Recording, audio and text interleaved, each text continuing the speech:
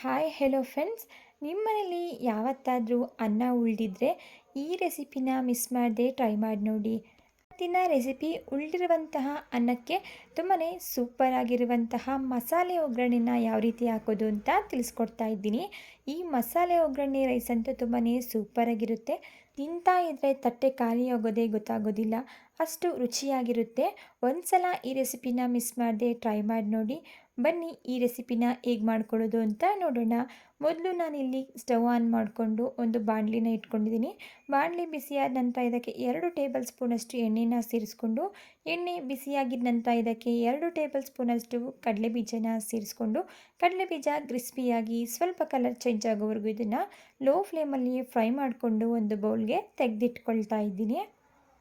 ನಂತರ ಉಳಿದಿರುವಂತಹ ಎಣ್ಣೆಗೆ ಅರ್ಧ ಟೀ ಸ್ಪೂನಷ್ಟು ಸಾಸಿವೆ, ಅರ್ಧ ಟೀ ಸ್ಪೂನಷ್ಟು ಜೀರಿಗೆ, 1 ಟೀ ಸ್ಪೂನಷ್ಟು ಉದ್ದಿನಬೇಳೆ, 1 ಟೀ ಸ್ಪೂನಷ್ಟು ಕಡಲೆಬೇಳೆ ಹಾಗೂ ಜಜ್ಜಿಟ್ಕೊಂಡಿರುವಂತಹ 1 ಗೆಡ್ಡೆಯಷ್ಟು ಬೆಳ್ಳುಳ್ಳಿ, ಸ್ವಲ್ಪ ಕರಿಬೇವಿನ ಸೊಪ್ಪನ್ನು ಸೇರಿಸ್ಕೊಂಡು ಬೆಳ್ಳುಳ್ಳಿ ಸ್ವಲ್ಪ ಕಲರ್ ಚೇಂಜ್ ಆಗೋವರೆಗೂ ಲೋ ಫ್ಲೇಮಲ್ಲಿ ಇದನ್ನು ಫ್ರೈ ಮಾಡ್ಕೊಳ್ತಾ ಇದ್ದೀನಿ. ನೆಕ್ಸ್ಟ್ ನಾನು ಇದಕ್ಕೆ ಸಣ್ಣದಾಗಿ ಕಟ್ ಮಾಡಿ ಇಟ್ಕೊಂಡಿರುವಂತಹ 1 ಈರುಳ್ಳಿನ ಸೇರಿಸ್ಕೊಂಡು ಈರುಳ್ಳಿ ಕಲರ್ ಚೇಂಜ್ ಆಗಿ ಸಾಫ್ಟ್ ಆಗೋವರೆಗೂ ಫ್ರೈ ಮಾಡಿಕೊಂಡು ಇದ್ರ ಜೊತೆಗೆ ಸಣ್ಣದಾಗಿ ಕಟ್ ಮಾಡಿ ಇಟ್ಕೊಂಡಿರುವಂತಹ 1 ಟೊಮೊಟೊ ಹಣ್ಣನ್ನು ಸಹ ಸೇರಿಸ್ಕೊಳ್ತಾ ಇದ್ದೀನಿ. ನಾನಿಲ್ಲಿ ಟೊಮೊಟೊ ಹಾಗೂ ಈರುಳ್ಳಿಯ ರುಚಿಗೆ ತಕ್ಕಂತೆ ಉಪ್ಪನ್ನು ಸೇರಿಸ್ಕೊಂಡು ಟೊಮೊಟೊ ಬೆಂದು ಸಾಫ್ಟ್ ಆಗೋವರೆಗೂ ಇದನ್ನು ಫ್ರೈ ಮಾಡ್ಕೊಳ್ತಾ ಇದ್ದೀನಿ. ಈಗ ಟೊಮೊಟೊ ಕೂಡ ಕಂಪ್ಲೀಟಾಗಿ ಬೆಂದಿದೆ. ಈಗ ಇದಕ್ಕೆ 2 ಟೇಬಲ್ ಸ್ಪೂನಷ್ಟು ನೀರನ್ನು ಸೇರಿಸಿ ಮಿಕ್ಸ್ ಮಾಡ್ಕೊಳ್ತಾ ಇದ್ದೀನಿ. ನಾನು ಯಾಕೆ ಇಲ್ಲಿ ನೀರನ್ನು ಸೇರಿಸ್ದೆ ಅಂತ ಹೇಳಿದರೆ, ನಾನಿಲ್ಲಿ ಡ್ರೈ ಮಸಾಲ ಇಂಗ್ರೀಡಿಯೆಂಟ್ಸ್ನ ಡೈರೆಕ್ಟಾಗಿ ಎಣ್ಣೆಗೆ ಸೇರಿಸೋದ್ರಿಂದ ಸ್ವಲ್ಪ ಘಾಟ ಆಗುತ್ತೆ. ಆದ್ದರಿಂದ ನಾನಿಲ್ಲಿ ನೀರನ್ನು ಸೇರಿಸಿ ನಂತರ ನಾನಿಲ್ಲಿ ಡ್ರೈ ಮಸಾಲ ಇಂಗ್ರೀಡಿಯೆಂಟ್ಸ್ನ ಸೇರಿಸ್ಕೊಳ್ತಾ ಇದ್ದೀನಿ. ಇದಕ್ಕೆ ನಾನಿಲ್ಲಿ ಅರ್ಧ ಟೀ ಸ್ಪೂನಷ್ಟು ಗರಂ ಮಸಾಲ ಹಾಗೆ 1 ಟೀ ಸ್ಪೂನಷ್ಟು ರೆಡ್ ಚಿಲ್ಲಿ ಪೌಡರನ್ನು ಸೇರಿಸ್ಕೊಳ್ತಾ ಇದ್ದೀನಿ. ಚಿಲ್ಲಿ ಪೌಡರ್ ಕಲರ್ ಜಾಸ್ತಿ ಇರುತ್ತೆ, ಖಾರ ಕಮ್ಮಿ ಇರುತ್ತೆ. ನೀವು ನಿಮ್ಮ ರುಚಿಗೆ ತಕ್ಕಷ್ಟೇ ನೋಡಿಕೊಂಡು ಸೇರಿಸ್ಕೊಳ್ಳಿ. ನಂತರ ಇದಕ್ಕೆ ನಾನಿಲ್ಲಿ 2 ಕಪ್ನಷ್ಟು ಉಳಿದಿರುವಂತಹ ಅನ್ನನ ಸೇರಿಸ್ಕೊಳ್ತಾ ಇದ್ದೀನಿ.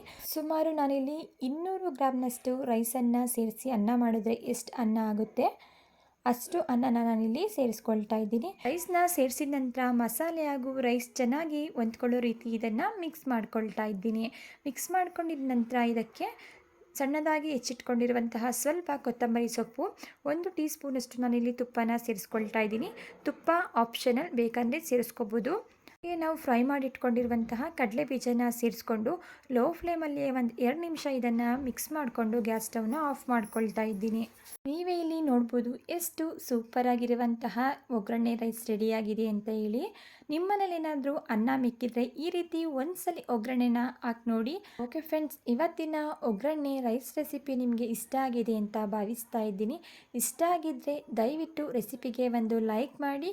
ಹಾಗೆ ಇದೇ ರೀತಿ ಸಿಂಪಲ್ ಹಾಗೂ ಟೇಸ್ಟಿ ರೆಸಿಪಿಗಳಿಗಾಗಿ ದಯವಿಟ್ಟು ಚಾನಲ್ನ ಸಬ್ಸ್ಕ್ರೈಬ್ ಮಾಡ್ಕೊಂಡು ನೋಡಿ.